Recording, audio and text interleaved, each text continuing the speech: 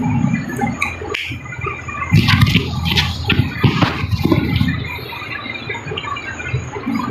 बच्चों, कैसे हैं आप लोग। और आज के सेशन में मैं बहुत ही मज़ेदार टॉपिक आप लोग के लिए लेकर के आ रहा हूं और वो है बहुपद। जैसा कि मैंने पिछले वीडियोस में वास्तविक संख्या को प्रोवाइड किया था आप लोग के लिए, और वास्तविक संख्या को मैंने 4 अलग अलग पार्ट्स में उसको डिवाइड किया है, जिसमें पहला पार्ट परिचय है और काफ़ी सारे पार्ट्स जो है उसके चैप्टर्स को इंक्लूड करते हैं।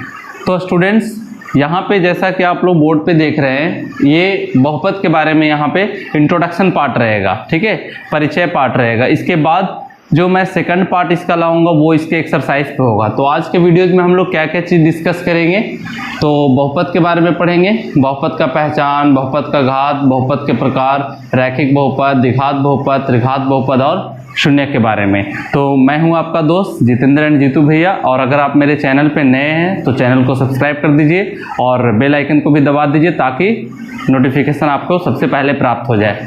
तो एग्जाम्स के पर्सपेक्टिव से मैं आप लोगों के लिए प्रत्येक दिन सुबह में 6 बजे से 7 बजे के बीच में एक वीडियो प्रोवाइड करता हूं, जिसमें पूरा कंप्लीट एनसीईआरटी का सॉल्यूशन आप लोगों के लिए मिल जाएगा, ठीक है। तो 100 आउट ऑफ 100 हमारा टारगेट रहेगा मैथमेटिक्स में। और अगर मेरे सेशंस को आप कंप्लीट देखते हैं, कंप्लीट प्रिपरेशन करते हैं पूरे एनसीईआरटी पार्ट्स का, तो निश्चित है कि आपका वो सपना जरूर होगा टॉपर बनने का, पूरा का पूरा कंप्लीट हो पाएगा, ठीक है। तो बता दीजिए आप लोग, ऑडियो वीडियो सब ठीक ठाक है ना।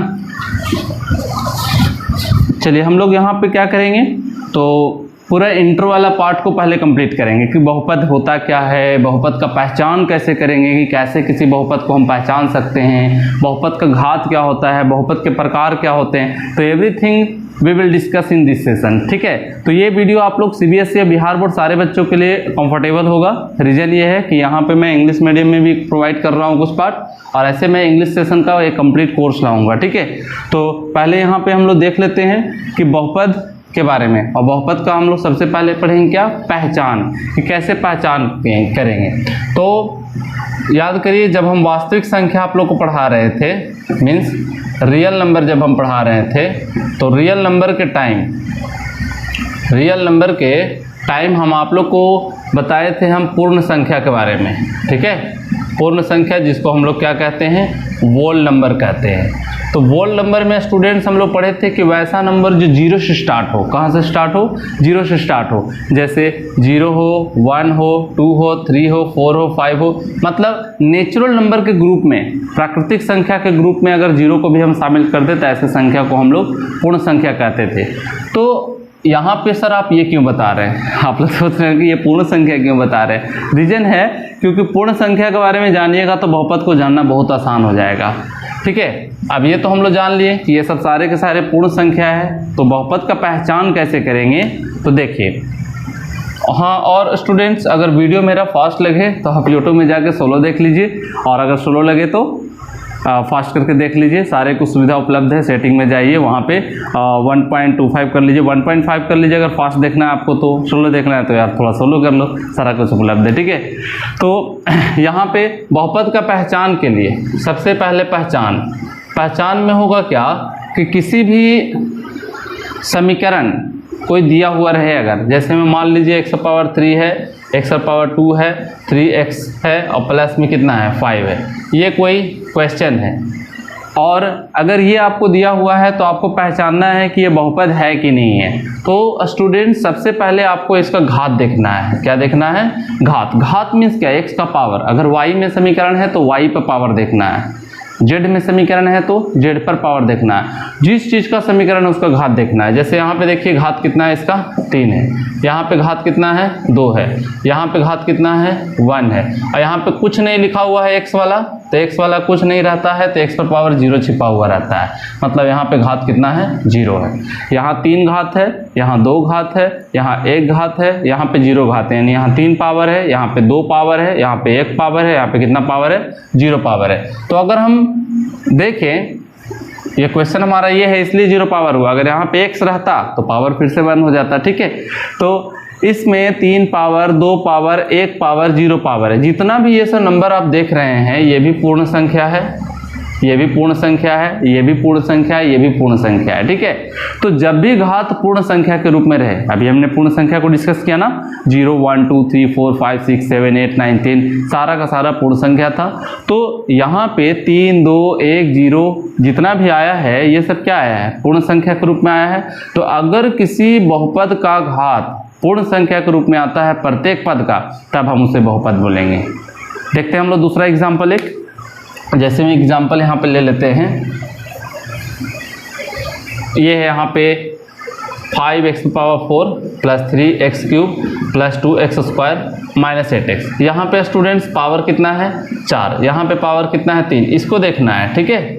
यहाँ पे पावर कितना है 2, यहाँ पे पावर कितना है 1। तो देखिए 4 3 2 1 ये सब क्या है, पूर्ण संख्या है, वोल नंबर है। तो ये सब सारे के सारे को हम लोग क्या बोलेंगे, ये सब सारे नंबर्स को हम लोग बोलेंगे क्या, पूर्ण संख्या। और पूर्ण संख्या यानी कि है घात, तो हम बोलेंगे कि ये बहुपद है, मतलब ये वाला क्या है, बहुपद है।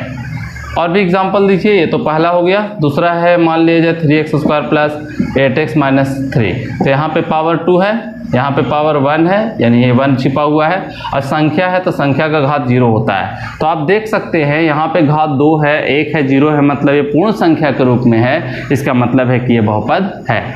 इसी प्रकार से y के रूप में भी रह सकता है, जैसे 8y² हो गया प्लस 6y हो गया प्लस 3 हो गया।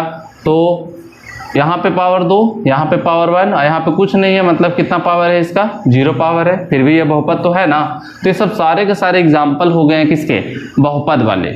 एक हम ऐसा क्वेश्चन लेते हैं जो बहुपद नहीं है, देख लेते हैं हम लोग उसको लेकर के, ठीक है।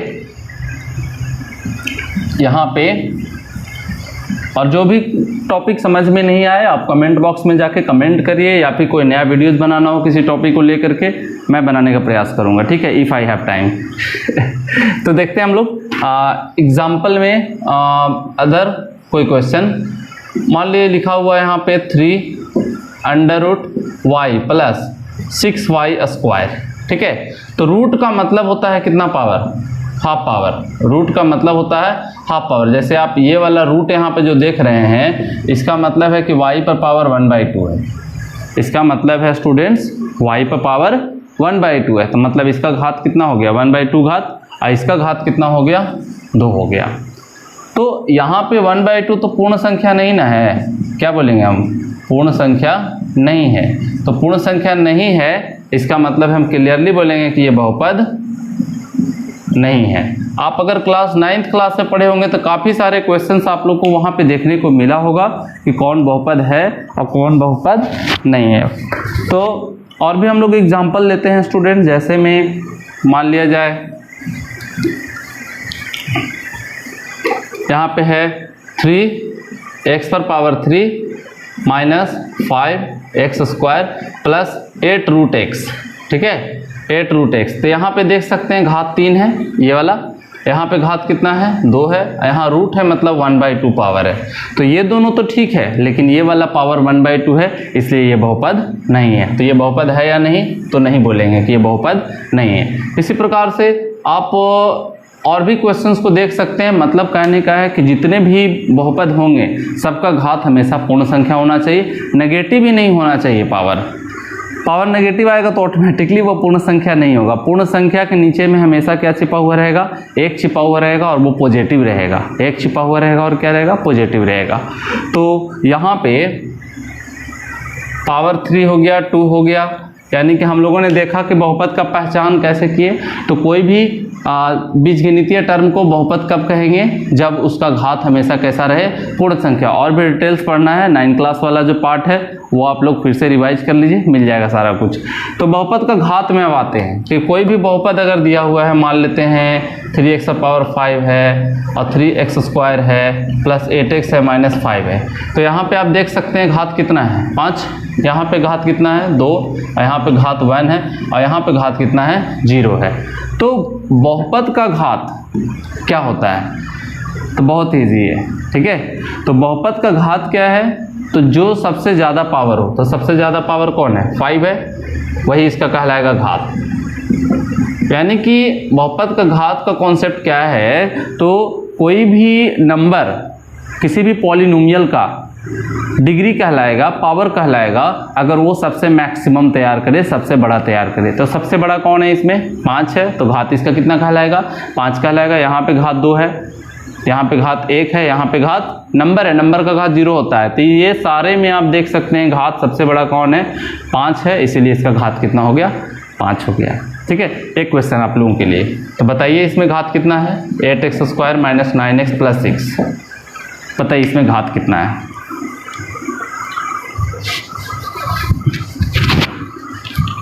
आसान है। यहाँ पे घात कितना है? 2, यहाँ पे घात कितना है? 1, और ये नंबर है, नंबर का घात कितना होता है?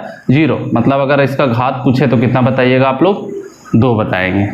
ठीक है, तो घात पता चल गया आप लोग को कैसे निकालेंगे। सबसे ज़्यादा जो किसी भी बहुपद का पावर होगा, जो घात होगा, वही कहलाएगा बहुपद का घात। तो स्टूडेंट्स, हम लोगों ने बहुपद का पहचान करना सीख लिया, बहुपद का घात क्या होता है वो सीख लिए। अब हम लोग चाहते हैं बहुपद के प्रकार के बारे में, कि कितने प्रकार। तो मेनली बहुपद के यहाँ पे 3 प्रकार को डिस्कस किया गया है। ऐसे बहुपद के बहुतों सारे प्रकार होते हैं, तो हम लोग को 10 क्लास में सारा कुछ वो सब डिस्कस नहीं करना है। ठीक है, तो बहुत ही ईजी का कॉन्सेप्ट है रैखिक बहुपद। बहुपद के प्रकार में सबसे पहला रैखिक बहुपद, that's known as linear polynomial in English. English में अगर बात करें तो उसे हम लोग लीनियर पॉलिनोमियल बोलेंगे। और लीनियर का मतलब क्या है? एक घात।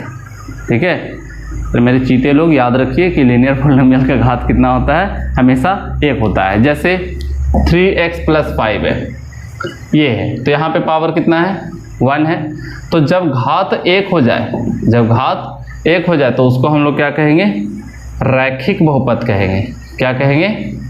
अब आप बोल सकते हो कि सर 5 का भी तो घात है, तो 5 का घात कितना है? 0। लेकिन ये दोनों में बड़ा कौन है?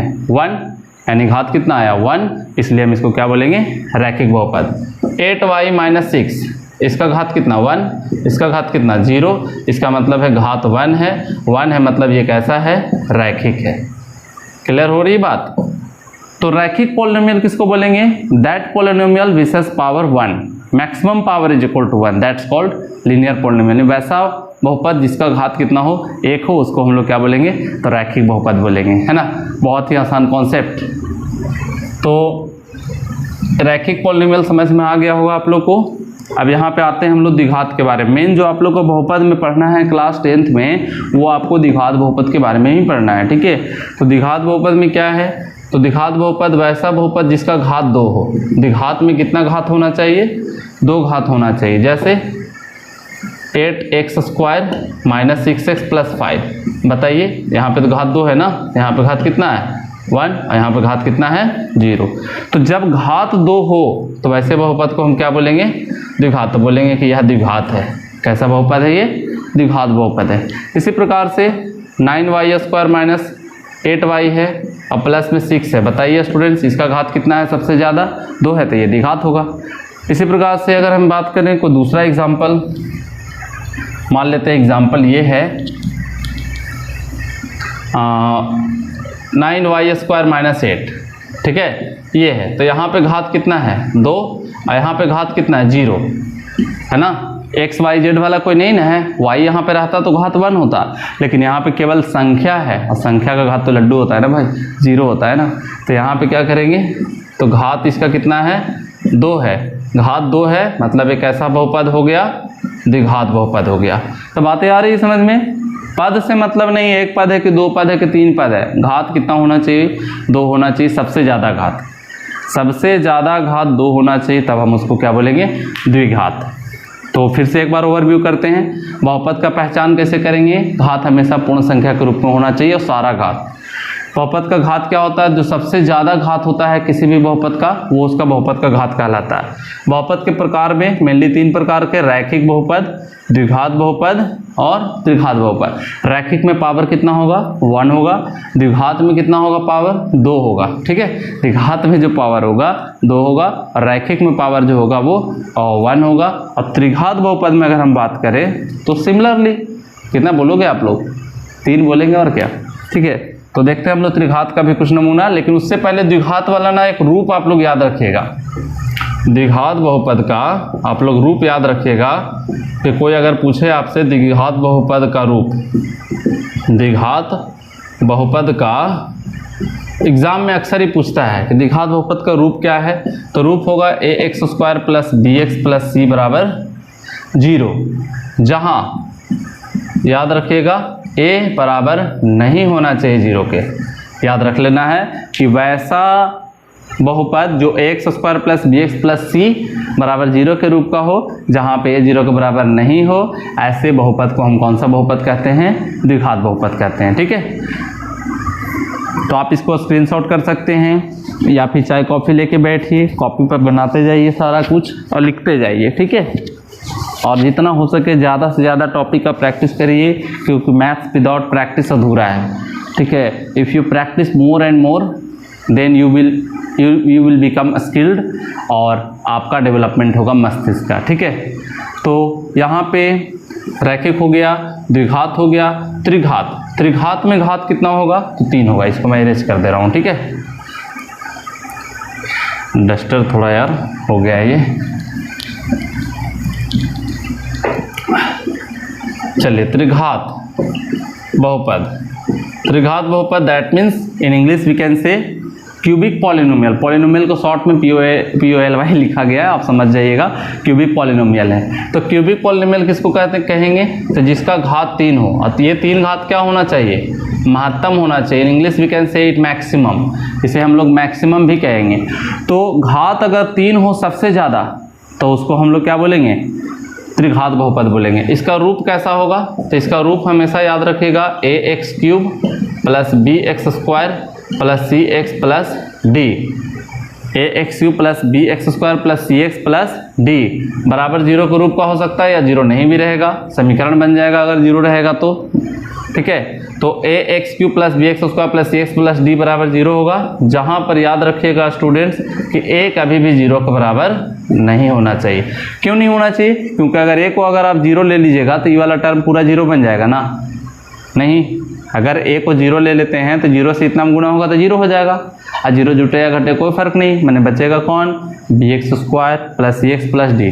तो जब ये बच जाएगा, जब ये बचेगा, तो यहाँ पे घात तो 2 है ना, लेकिन त्रिघात किसको कहते हैं, 3 घात वाले को। इसीलिए याद रखना है कि कभी भी a का मान 0 नहीं होना चाहिए। ठीक इसी प्रकार से द्विघात में भी पावर 2 होना चाहिए, उसके लिए a का मान 0 नहीं होना चाहिए। ठीक है, तो ये हो गया। एक बात फिर से हम लोग समझे थोड़ा, रैखिक। रैखिक अगर कोई पूछे VBI क्वेश्चन, इंपॉर्टेंट क्वेश्चन, अगर रैखिक में पूछे तो रैखिक का घात हमेशा क्या होता है, 1 होता है, याद रखिएगा। द्विघात का घात कितना होगा, तो द्विघात का घात हमेशा कितना होगा, 2। अगर आपसे पूछे कि त्रिघात का घात कितना होगा, तो त्रिघात का घात 3 होगा। ठीक है, रैखिक का घात हमेशा 1 होगा, द्विघात का घात हमेशा 2 होगा, और त्रिघात का घात हमेशा कितना होगा स्टूडेंट्स, तो 3 होगा। ठीक है, तो कोई भी रैखिक समीकरण हो उसका घात हमेशा 1 मिलेगा, और द्विघात वाले में घात 2 मिलेगा, और त्रिघात में 3 मिलेगा। और जितने घात होते हैं उतने आंसर होते हैं। यानी अगर आपसे पूछे कि शून्यक कितना होगा, रैखिक का शून्यक कितना होगा, k को शून्यक मिलेगा, तो याद रखना 1। और इसमें कितने शून्यक होंगे, 1, यानी 1 शून्यक होंगे, 1 शून्यक होंगे। 1 शून्यक का मतलब ये नहीं कि आंसर 1 आएगा। ठीक है, 1 शून्यक माने 1 ही को आंसर आएगा। इसमें कितने शून्यक होंगे, 2 शून्यक होंगे, और इसमें कितने शून्यक होंगे, तो याद रखिएगा 3 शून्यक होंगे। तब आप लोग सोच रहे होंगे सर ये 1 2 3 क्या है। ठीक है, ये 1 2 3 जो है वो क्या है, मतलब ये शून्य क्या है। तो शून्य के बारे में भी हम लोग समझ लेते हैं, फिर एक्सरसाइज हम लोग करेंगे कि एक्सरसाइज में कौन कौन से क्वेश्चन है, कैसे बनाएंगे, वो सब चीज़ों के बारे में।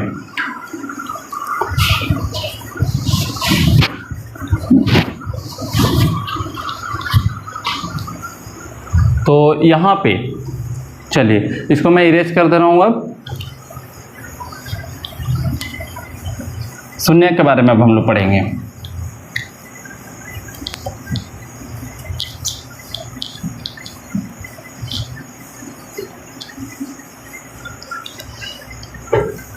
शून्यक, शून्यक क्या होगा भाई, शून्य के बारे में आप लोग कमेंट बॉक्स में डाल करके लिख सकते हो कि सर शून्य ये होता है, तो मैं देख लूँगा और उस पर मैं एक हार्ट का सिंबल डाल दिया करूँगा, ठीक है, जिससे आपको भी थोड़ा सा प्रेरणा मिल सके।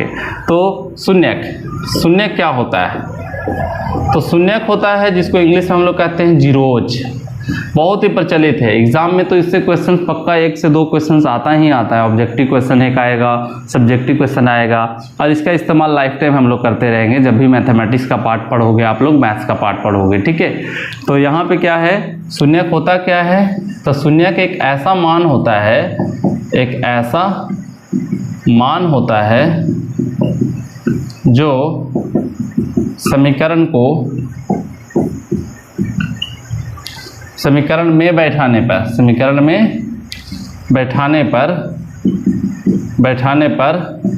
शून्य बना देता है, समीकरण में बैठाने पर शून्य बना देता है। देखिए स्टूडेंट्स, मैं चाहता तो केवल आप लोग को आंसर प्रोवाइड कर देता कि ये क्वेश्चन का आंसर ऐसे होगा, लेकिन आप लोग को कॉन्सेप्ट सीखना बहुत जरूरी है, क्योंकि जब भी आप लोग किसी हायर एग्जामिनेशन का तैयारी करोगे, जैसे आप यूपीएससी तैयारी करोगे या फिर बैंकिंग तैयारी करोगे, एसएससी तैयारी करोगे, तो विथ कॉन्सेप्ट आपको सारा कुछ कंप्लीट होना चाहिए। इसलिए इंट्रोडक्शन पार्ट मेरा जरूर देखिए। उस इंट्रोडक्शन पार्ट में सारा कुछ चैप्टर्स के बारे में मैं इन्फॉर्म करता हूँ यहाँ पे, और वो अगर आपका बढ़िया रहेगा तो आप एक्सरसाइज बहुत ही बढ़िया ढंग से कर पाओगे, ठीक है। तो एक ऐसा मान होता है जो समीकरण में बैठाने पर क्या बना देता है, शून्य बना देता है। जैसे एग्जांपल हम लोग देख लेते हैं यहाँ पे। मान लीजिए कोई समीकरण है 2x + 1, तो इस समीकरण में, या फिर एक हम छोटा सा एग्जांपल लेते हैं, 2x + 1 नहीं लेते हैं, एक छोटा सा पहले आप लोग के लिए एग्जांपल लेते हैं। मान लीजिए यहाँ पे है x + 1। तो देखिए, तो अपने मन से जब हम x बराबर -1 बैठा के देखिए, -1 अगर हम बैठा देंगे तो -1 + 1 कितना बन जाएगा स्टूडेंट्स? 1 - 1 0, मतलब -1 बैठाने पर ये क्या बन गया? 0 बन गया। एग्जाम्पल नंबर कौन सा है? 1 है। तो -1 बैठाने पर अगर 0 हो गया, इसका मतलब है कि इसका शून्यक जो है ना, वो कितना है? -1 है। जिस मान के लिए कोई समीकरण अगर 0 बन जाता है तो वो उसका शून्यक कहलाता है। इसी तरीके से दूसरा क्वेश्चन 2x - 1 है, तो यहाँ पे जब अगर हम बैठा दें x के जगह पर 1/2, तो 1/2 बैठा के देखिए, 2 × x के जगह पर 1/2 - 1, तो 2 से 2 कट गया, 1 - 1 कितना आ गया? 0 आ गया। तो 0 आ गया, इसका मतलब क्या है कि ये इसका शून्य कहलाएगा, है ना। तो अतः यहाँ से अगर हम चाहें तो लिख सकते हैं कि शून्यक बराबर कितना हो गया? 1/2 हो गया, ठीक है। Now we will move to the next question. तो क्या है अगला सवाल? तो अगला सवाल है, मान लीजिए यहाँ पे है लिखा हुआ y +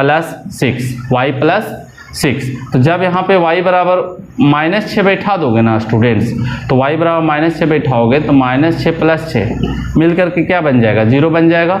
अतः हम क्या बोल सकते हैं कि इसका शून्य कितना आया? तो शून्य किसका कितना है? -6। मतलब जिस मान पर कोई भी बहुपद अगर शून्य बन जाता है तो उसको हम कहेंगे बहुपद का शून्यक। क्या बोलेंगे? जिस मान पर कोई बहुपद 0 बन जाता है, शून्य बन जाता है, उसे हम कहेंगे बहुपद का शून्यक। तब आप लोग सोच रहे हो कि ये आप कहाँ से लाएं, ये वाला जो है ये कहाँ से लाएं, ये कहाँ से लाएं, ये कहाँ से लाएं। तो ये सब निकालने के लिए आप लोग क्लास 9th क्लास में पढ़े होंगे, और अगर नहीं पढ़े हो तो थोड़ा सा मैं यहाँ पे बता दे रहा हूँ कि कैसे निकालते हैं शून्यक। तो यहाँ से ही देख लीजिए इसी क्वेश्चन के लिए, क्योंकि मैं ज़्यादा डिटेल्स नहीं जाऊँगा क्लास 9th में, क्योंकि हमें क्वेश्चंस भी करना है। x + 1 बराबर 0 कर दीजिए, शून्यक निकालना है तो बराबर 0 कर दीजिए। तो x बराबर कितना आ गया यहाँ से? -1, तो ये शून्यक आ गया, देख लीजिए यहाँ पे। फिर इसी प्रकार से 2x - 1 बराबर 0 कर दीजिए, तो 2x बराबर 1 आ जाएगा, x = 1/2 आएगा। तो ये भी क्या कहलाएगा? इसका शून्य कहला गया। इसी प्रकार से y + 6 बराबर 0 कर दीजिए, तो y बराबर -6 आया, ये भी देख लीजिए इसका शून्य कहला गया। मतलब शून्य निकालने के लिए हम लोग 0 के बराबर कर देते हैं, मान निकाल लेते हैं, आंसर आ जाएगा। और क्या, चलते हैं अब हम लोग कॉन्सेप्ट की तरफ। सारा कुछ ये मिल गया हम लोग को कि बहुपद के बारे में क्या क्या चीज़ जानना था। तो अगर आप इतना कुछ जानकारी रखते हो बहुपद के बारे में तो आपका एग्जाम 10th क्लास का बेहतर जाएगा, ठीक है। बहुपद से रिलेटेड मतलब कोई भी बेसिक लेवल के क्वेश्चंस या फिर थोड़ा हाई लेवल के क्वेश्चंस आपका सारा कंप्लीट हो जाएगा। अब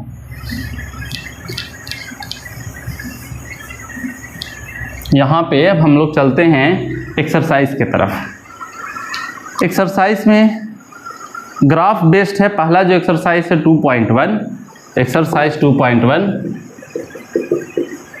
ग्राफ बेस्ड है। तो मैं चाहूँ तो सारे के ग्राफ को भी डिस्कस करूँ, बट वीडियो काफ़ी बड़ा हो जाएगा, उसका मैं कंप्लीट सेशन अलग से ले आऊँगा। लेकिन हम लोग चलते हैं अब एक्सरसाइज 2.1 की तरफ। 2.1 में सबसे पहला जो सवाल है स्टूडेंट्स, वो लिखा हुआ है इस तरीके से, ये x है, ये x डैश है, ये y है, y डैश है, और ये इसका मूल बिंदु है, और ये ऐसा ग्राफ है। ये क्वेश्चन नंबर फर्स्ट है। क्वेश्चन नंबर सेकंड में है, ये हो गया x, ये हो गया x डैश, y डैश, और इसको कहेंगे मूल बिंदु। इसका जो ग्राफ है कुछ इस तरीके का ग्राफ हुआ है। और जो थर्ड ग्राफ है आप देख सकते हैं, थर्ड ग्राफ यहाँ पे ये है x, ये है x डैश, और ये है y, और ये क्या है y डैश है। तो इसका ग्राफ यहाँ से आया है ऐसे, और यहाँ से गया है ऐसे, ठीक है। फोर्थ ग्राफ आप देख सकते हैं, तो फोर्थ वाले का ग्राफ है, ये हो गया x, ये हो गया x डैश, ये हो गया y, और ये हो गया y डैश, और ये हो गया सेंटर। इसका जो ग्राफ है कुछ इस तरीके का है। तो आगे हम और भी ग्राफ्स करते हैं, पहले हम ये चारों क्वेश्चंस को थोड़ा सा देख लेते हैं। क्वेश्चंस में कह रहा है किसी भी बहुपद px के लिए y बराबर px का ग्राफ नीचे की आकृति में दिया गया है। मतलब इस फिगर में बहुपद का ग्राफ दिले है, चार अलग अलग समीकरण का ग्राफ है, और प्रत्येक स्थिति में px के शून्यकों की संख्या बताइए, ठीक है। ये जो ग्राफ दिया हुआ है ना, वो px का ग्राफ है। किसका ग्राफ है? px का ग्राफ है। लिखा हुआ है क्वेश्चन में कि ये जो ग्राफ है वो किसका ग्राफ है, तो y बराबर px का ग्राफ है। तो बताना है कितने शून्यक होंगे। तो एक बहुत ही आसान सा ट्रिक होता है कि अगर आपको शून्यक निकालना है तो आप x अक्ष को देखिए। इसको देखना होगा, आपको x अक्ष को देखना होगा, और x अक्ष को जितना बार ग्राफ काटेगा, x अक्ष को जितना बार इंटरसेक्ट करेगा, काटेगा, वो उसका शून्य कहलाएगा, ठीक है। तो यहाँ पे आप देख सकते हैं कि x अक्ष ये वाला है, ठीक है, ये वाला इसका x अक्ष है। तो क्या ये वाला ग्राफ इसको काटा है? नहीं काटा है। तो नहीं काटा है तो हम इसमें कह देंगे कि शून्यक कितने हैं, तो शून्यक 0 है। मतलब एक भी बार x एक्सिस को नहीं काटा है, इसका मतलब इसका शून्यक कितना हो गया? 0 हो गया। सिंपल है, ठीक है। अब यहाँ पे देखिए x अक्ष पर x अक्ष को कितने बार काटा है? यहाँ पे एक बार काटा है, क्योंकि ये तो y एक्सिस है ना। ये वाला आप देख सकते हैं y एक्सिस है, तो y एक्सिस पे नहीं, x एक्सिस को एक बार काटा है, अतः यहाँ पे शून्यक कितना हो गया? 1 हो गया। मतलब एक शून्यक है, शून्यकों की संख्या कितना हो गया? 1 हो गया। अब यहाँ पे देख सकते हैं आप कि इसमें कितने शून्यक हैं। तो इसमें शून्यक हो गया, एक बिंदु पर काटा, फिर 2 बिंदु पर काटा, फिर कितने बिंदु पर काटा? 3 बिंदु पर काटा। तो यहाँ पे शून्यक कितने होंगे? 3। इसमें देखिए, इसमें कितने शून्यक हो जाएंगे? तो इसमें शून्यक हो गए, एक बिंदु पर काटा, 2 बिंदु पर काटा, यानी कितने शून्यक हो गए? 2 शून्यक हो गए। तो students, this is the very easy process to calculate how many number of zeros in given graph. इस ग्राफ में कितने नंबर ऑफ जीरोज होंगे निकालने का वेरी इजी मेथड है, बहुत ही आसान सा तरीका है कि एक्स एक्सिस को जितना बार काटेगा वो उसका शून्य कहलाएगा। तो इसमें एक बार भी नहीं काटा, 0 हो गया। इसमें एक बार काटा, 1 हो गया। इसमें 3 बार काटा, 3 हो गया। इसमें 2 बार काटा, 2 हो गया। दैट्स इजी, ठीक है। अब हम लोग क्या करेंगे, तो अगला ग्राफ इसका देखेंगे। टोटल हम लोगों ने अभी 4 ग्राफ देखा, 5वां ग्राफ के लिए हम लोगों को इसे मिटाना होगा। तो आप इसे स्क्रीनशॉट कर सकते हैं या फिर अपनी कॉपी पे लिख सकते हैं, ठीक है।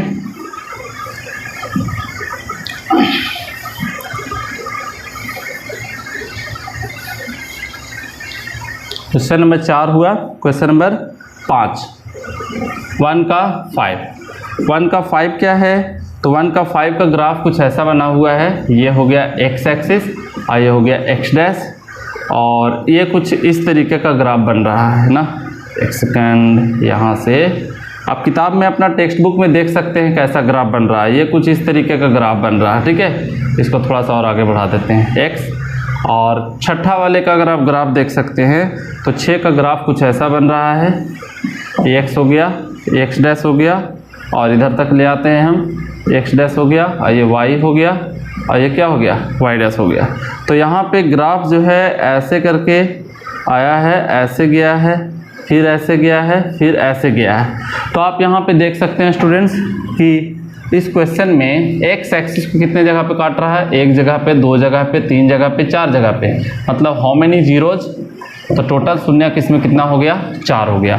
यहाँ पे 1 जगह, 2 जगह, 3 जगह, इसको नहीं काउंट करना है, वाई एक्सिस को नहीं काउंट करना है हम लोग को, ठीक है। तो 1 2 3 मतलब कितने शून्यक होंगे, यहाँ पे 3 शून्यक हो गए, यहाँ पे 3 शून्यक, यहाँ पे कितना शून्यक, 4 शून्यक।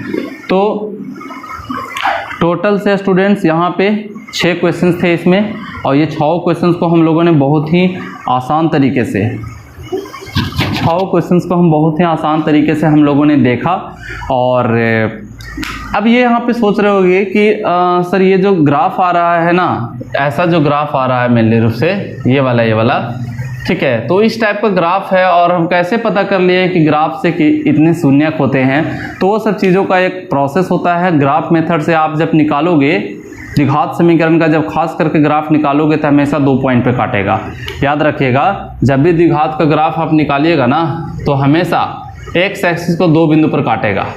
एक्स एक्सिस को आप अगर टेक्स्ट बुक में देख सकते हैं, ठीक है, आप अपने जब टेक्स्ट बुक को निकालिएगा तो उसका जो ग्राफ आप बनाइएगा ना, तो द्विघात समीकरण का, तो कुछ इस टाइप का ग्राफ बनेगा, इस टाइप का ग्राफ बनेगा, मतलब एक्स एक्सिस को 2 जगह पे काटेगा। बना करके आप लोग देखोगे कि आप लोग एनसीईआरटी का उदाहरण में देखोगे पढ़ करके, जो इसका इंस्ट्रक्शन रहता है उसमें देखिएगा ग्राफ पाराबोला बनता है, उसको हम लोग हिंदी में पैराबोलाइक कहते हैं, ठीक है। एक सच को हमेशा 2 पॉइंट पे काटता है। तो द्विघात समीकरण का अगर आपसे एक ऑब्जेक्टिव क्वेश्चन पूछे कि द्विघात समीकरण में कितने सॉल्यूशन होते हैं, कितने हल होते हैं, तो 2 हल होता है। और द्विघात समीकरण का ग्राफ कैसा होता है, पैराबोलाइक। 2 वेरी इंपॉर्टेंट क्वेश्चन अगर एग्जाम में पूछेगा कि रैखिक का ग्राफ कैसा होगा, रैखिक समीकरण का ग्राफ कैसा होगा, रैखिक बहुपद का अगर आपसे पूछेगा एग्जाम में 1 नंबर का क्वेश्चन कि रैखिक बहुपद का ग्राफ कैसा होगा, तो याद रखना सरल रेखा होगा। कैसा होगा, सरल रेखा। ये पहला क्वेश्चन। दूसरा क्वेश्चन पूछेगा कि द्विघात बहुपद का ग्राफ कैसा होगा, द्विघात बहुपद का ग्राफ कैसा होगा, तो द्विघात बहुपद का ग्राफ हमेशा याद रखना बाबू परवलय होता है। क्या होता है, परवलय होता है। इसको हम लोग पाराबोला कहेंगे। क्या बोलेंगे, पाराबोला, यानी पाराबोलिक टाइप का ग्राफ होगा। तो ये रहा वीडियो का एंड, और जितने भी मेरे प्रीवियस लेक्चर्स है उसको आप लोग देखिए अगर 100 आउट ऑफ 100 मैथमेटिक्स में लाना है। और मेरे चैनल पे हैं नए तो उसको सब्सक्राइब करिए, अपने दोस्तों के साथ शेयर करिए, ठीक है। तो स्टूडेंट्स मिलेंगे हम लोग अगले वीडियोज़ में, तब तक के लिए टेक केयर योरसेल्फ, बाय।